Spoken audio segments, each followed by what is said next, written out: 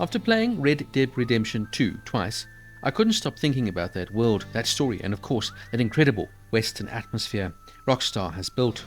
But then I realized it was an actual sequel, although released some 8 years before Red Dead 2. Now, a game released in 2010, I thought, how good can this really be? Well, it turns out absolutely excellent.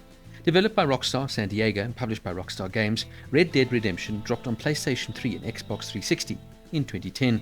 It's actually the spiritual successor to Red Dead Revolver from 2004, but it's this one that really redefined the open world Western. Set in 1911, it follows former outlaw John Marston, who's forced by the government to hunt down his old gang members, Bill Williamson, Javier Escuela, and of course, Dutch van der Linde.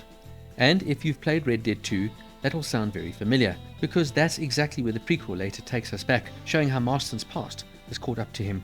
Going in, I'll be honest, I was skeptical. 2010 graphics, limited world, could it really hold up to the masterpiece that is Red Dead 2? But once I started, I was hooked. Sure, the map isn't as massive or detailed as the second game, but the storytelling is still incredible. The world feels alive, dusty and dangerous. Crossing into Mexico for that unforgettable chapter is a chef's kiss moment. The writing, the music, the way Rockstar builds tension, it's all top tier. And playing as John Marston again feels just right. You already know his struggles, you know his heart, and you feel every choice he makes. The game also ends with a gut punch, and perfectly follows on from what we already know is Red Dead 2's storyline. The way the writers have tied the stories together perfectly is absolutely excellent, even though this game was long made before Red Dead 2 was even a thought in the developers' minds. And yes, you eventually even play as an adult Jack Marston at the end, that little boy that Arthur goes fishing with in Red Dead 2. Red Dead Redemption had a budget of over $100 million, making it one of the most expensive games ever made at the time.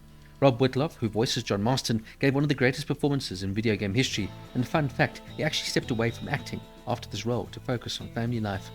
It would go on to win Game of the Year at the 2010 Spike VGA Awards, and is still regarded as one of the most influential open-world games ever made.